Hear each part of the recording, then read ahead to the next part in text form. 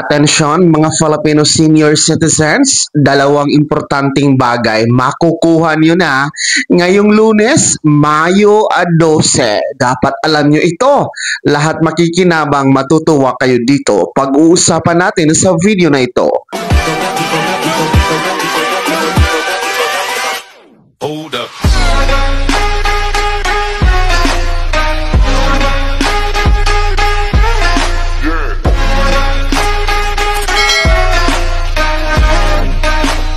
Hello mga ka-vlogs, welcome dito sa aking YouTube channel. Magandang araw po sa lahat ng mga manonood. Saan po kayong dako sa mundo? Kumusta mga ka-vlogs? Eto ha, mga mahal nating senior citizens, ngayong Lunes na, dalawang importanteng bagay makukuha nyo na, marami ang matutuwa at makikinabang dito. Mamaya-maya, pag-uusapan natin. Pero bago ang lahat, kung bago ka pa lang dito sa aking YouTube channel o di kaya hindi ka pa nakasubscribe, i-click nyo muna ang ating subscribe button na nasa baba. Huwag yung kalimutan na pindutin ang notification bell. Ilagay nyo po sa all para naman updated ka sa lahat ng mga videos na aking i-upload. So, mabalik tayo no mga senior citizens. Ay yung darating na Lunes, Mayo 12, abay merong dalawang importanteng bagay po ang inyong makukuha na sigurado pong ikakatuwa ninyo. Marami ang makikinabang dito. Una po sa lahat, ngayong Lunes po, ay meron pong early hour voting na ibibigay po ng COMELEC in partnership ng National Commission of Senior Citizens or NCSC para sa inyo, para sa lahat ng mga senior citizen, para po boto ng maaga, no? Kaya tinatawag mo siyang early hour voting. Kasi nga po, election na tayo ngayong Lunes, Mayo 12 for national and local positions. So, lahat po ng mga senior citizens ay pwede po i-avail ang early hour voting mula alas 5 ng umaga hanggang alas 7 ng umaga. So, mas maaga kayong po pwedeng mag-boto, no? May courtesy lane po sa bawat precinct. And ginawa po ito ng COMELEC at ng NCSC kahit paano hindi pa mainit, no? Hindi pa po kayo ma-expose sa mahabang pila, no? Tapos init yung panahon kahit pa paano, no, maiwasan ang dehydration, maiwasan pang magtaas ng BP at iba pa, no? So i-avail nyo po yung early hour voting ng COMELEC at ng NCSC from 5 AM to 7 AM. Open po ito sa lahat ng senior citizens nationwide, mga ka-vlogs. Pangalawang importanteng bagay na makukuha ngayong Lunes, Mayo 12, kung may early hour voting, meron naman pong ihahandog ang COMELEC at ng NCSC in partnership po ng Grab Philippines. Ito pong libreng sakay para sa inyong mga lolo at lola, papunta at pabalik, no? Papunta ng presinto para boto, and then pabalik na inyong bahay after bumoto. Yes po, magandang balita ito dahil handog po ito, no, ng Grab Philippines in partnership po ng COMELEC and of course ng NCSC. Itong libreng sakay para po sa inyo. Wow naman, no?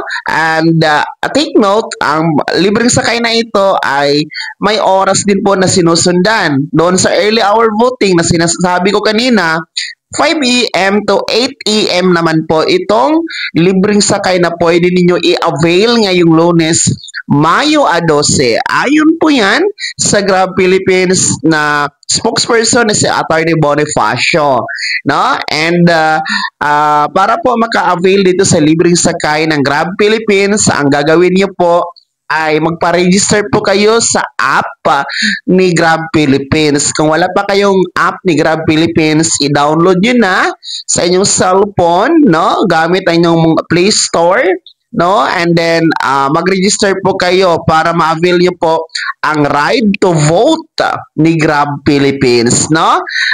Take note, sa araw lang yan ha, ang libre, no? May 12, 5 AM to 8 AM. Para naman sa mga regular voters, to yung mga hindi kabilang sa senior citizen, pregnant or PWD, discounted naman po ang i-offer sa inyo ni Grab Philippines ngayong Mayo 12. Ang libre lamang ay ang mga senior citizen. Kahit pa paano makakatulong ito sa ating mga nakakatanda, no, na aside from ma-exercise ang kanilang voting rights, no, ay magkaroon pa sila ng libreng transportasyon sa araw ng kanilang pagboto, and of course no, mas maaga po silang makakaboto kasi prioridad po sila.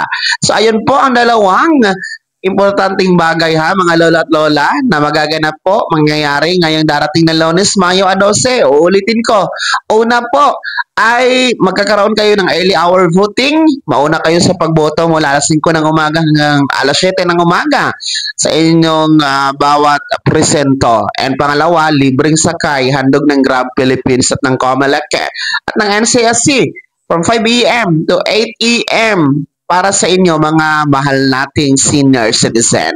Kaya naman mga senior citizen, ano po yung comment at reaction sa balitang ito? Kayo ba ay nagagalak dito sa libreng sakay at early hour voting? Ngayong Lunes para sa inyo, ibahagi niyo po sa comment section na nasa baba.